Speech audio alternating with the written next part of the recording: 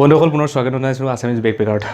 অৱশেষত মোৰ উভতনি যাত্ৰা আজি আৰম্ভ কৰি লৈছোঁ কলম্বোৰ পৰা চেন্নাইলৈ। বৰ্তমানে মোৰ বৰ্ডিং ষ্টাৰ্ট হৈছে। মই এয়াৰক্ৰাফ্টৰ ভিতৰত বহিছোঁ। বাহিৰত বহুত ডাঙৰ বৰষুণ হৈছে। কিমান কি হ'ব মই একো গম পোৱা নাই এতিয়ালৈকে। আহকচোন তেতিয়াহ'লে আমি যাত্ৰা আৰম্ভ কৰোঁ, উভতনি যাত্ৰা ভাৰতবৰ্ষত।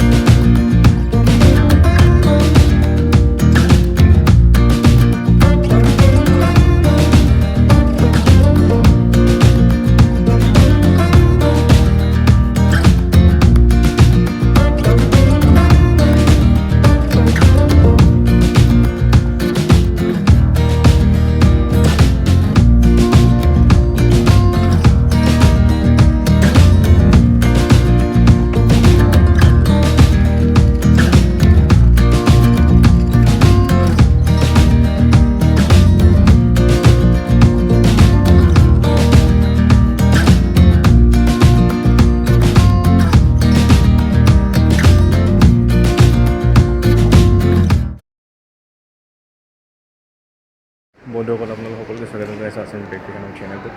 বৰ্তমান আছোঁ লাংকা international airport in Columbia.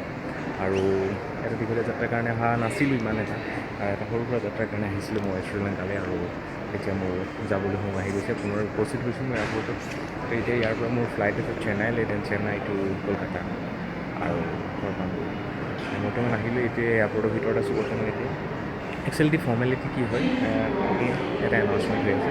Actually বিশেষ তেনেকৈ ফৰ্মেলিটি নাই। আপুনি আহিব লাগে, অহাৰ পিছত আপোনাৰ ইয়াতে চেক ইন কৰিব। চেক ইন কৰাৰ পিছত আপুনি চিকিউৰিটি চেক ইন কৰে। তেওঁলোকে গোটেই বেগেজবিলাক, আমাৰ যিখিনি বেগেজ থাকে গোটেই বেগেজবিলাক তেওঁলোকে এক্সৰে কৰিব। এক্সৰে কৰাৰ পিছত ইয়াতে আপোনাৰ এখন সৰু ফৰ্ম থাকে, ইমিগ্ৰেশ্যন ফৰ্ম আৰু ইমিগ্ৰেশ্যন বুলি কোৱা ডিপাৰ্চাৰ ডিটেইলছৰ কাৰণে। চ' আপুনি এখন ফিল আপ কৰিব লাগে একৰ্ডিং টু ইয়ৰ পাছপৰ্ট আৰু আপোনাৰ hotel stay, flight number details তাত দি পাছপৰ্ট নম্বৰ গোটেইখিনি দি আপুনি সেইখন ফিল আপ কৰিব লাগে। ফিল আপ কৰাৰ পিছত আপুনি ইয়াত ফ্ৰী। তাৰপিছত আপুনি চাব পাৰে ইয়াত যিহেতু মই কিয়ছ দেখা নাই, বহুত কাউণ্টাৰ আছে যিভাৱে মানুহবিলাকে বৰ্ডিং পাছ লৈছে। তো মোৰ কাউণ্টাৰটো এতিয়ালৈকে খোলা নাই। যেতিয়া কাউণ্টাৰ খুলিব মই তেতিয়া কাউণ্টাৰলৈ যাম, মোৰ লাগেজখিনি দিম মই তাত, আৰু মোৰ টিকেটটো দেখুওৱাৰ পাছত মই তাত মোৰ বৰ্ডিং পাছটো পাম। আৰু মোৰ বৰ্ডিং পাছটো মই তাত পোৱাৰ পাছত মই তাতে মোৰ গেট নাম্বাৰ আৰু ছিট নাম্বাৰ গোটেইখিনি লিখা থাকিব। তাৰপাছত মই যাম ইমিগ্ৰেশ্যনত। ইমিগ্ৰেশ্যনত তেওঁলোকে মোৰ পাছপৰ্ট চেক কৰিব, یا মোৰ ভিজা চেক কৰিব, কি হৈছে কি নাই। চব যদি ঠিকে আছে তেওঁলোকে ষ্টেম্পটো মাৰিব। আৰু আফটাৰ ডেট মই যাব পাৰিম ডাইৰেক্টলি টু দ্য ৱেইটিং হল। আৰু তাৰপিছত মই ৱেইটিং হললৈ যাব পাৰিম। ৱেইটিং হলত মই ৰৈ থকাৰ মোৰ একো আপত্তি নাই। তাৰপিছত ৱেইটিং হলত যাওঁ। এণ্ড ৱেইটিং হলত যোৱাৰ পাছত ফাইনেলি যেতিয়া তেওঁলোকে অফিচিয়েল এনাউন্সমেণ্ট কৰিব, অফিচিয়েল এনাউন্সমেণ্ট কৰাৰ পাছত মই গেট নাম্বাৰ থ্ৰু দি এয়াৰক্ৰাফ্টত মই উঠিম। আৰু তাৰপিছত নিজৰ ছিটটোত গৈ বহিম। আৰু বহাৰ পিছত finally I am going back to destination. তেনেধৰণে আমি যাত্ৰাবিলাক কৰা হয়। আৰু মোৰ শ্ৰীলংকা এক্সপিৰিয়েঞ্চটো যথেষ্ট ভালেই আছিল। আজি যথেষ্ট সোনকালে উঠিব আহিবলগীয়া হ'ল। এতিয়া 6:20 হৈছে ইয়াত। আৰু সময় তেনেকৈ আমাৰ কোনো বিশেষ ডিফাৰেঞ্চ নাই ইণ্ডিয়া আৰু শ্ৰীলংকাৰ মাজত। আৰু যথেষ্ট ভাল লাগিল। চাওঁ আৰু কি কৰিব পাৰোঁ। এতিয়া মোৰ যথেষ্টখিনি কাম বাকী আছে। একচুৱেলি এতিয়ালৈকে একো এটা খোৱা নাই। আৰু ইয়াৰ পিছত কি হয় চাওঁ। মই আকৌ আপোনালোকক অলপ দেখুৱাইছোঁ যিমান।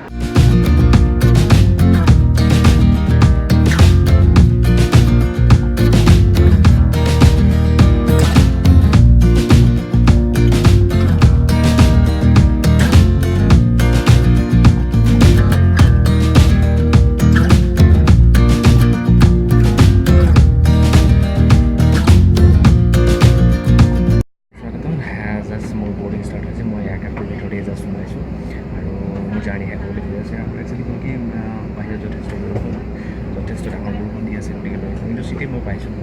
কিমান কি ভাল আহিব মই ক'ব পৰা নাই। মই চেষ্টা কৰিম মই আপোনালোকক দেখুৱাম ট্ৰেইন অফ লেণ্ডিঙত। আৰু আজি আটাইতকৈ ভাল লগা বিষয়টো হৈছে কি এয়াৰপৰ্টত মই আজি এজন ডাঙৰ মানুহক লগ পালোঁ বুলি ক'ব লাগিব। আমাৰ ইণ্ডিয়ান ক্ৰিকেটাৰ युवराज সিং এনাউন্সমেণ্ট ষ্টাৰ্ট হৈছে।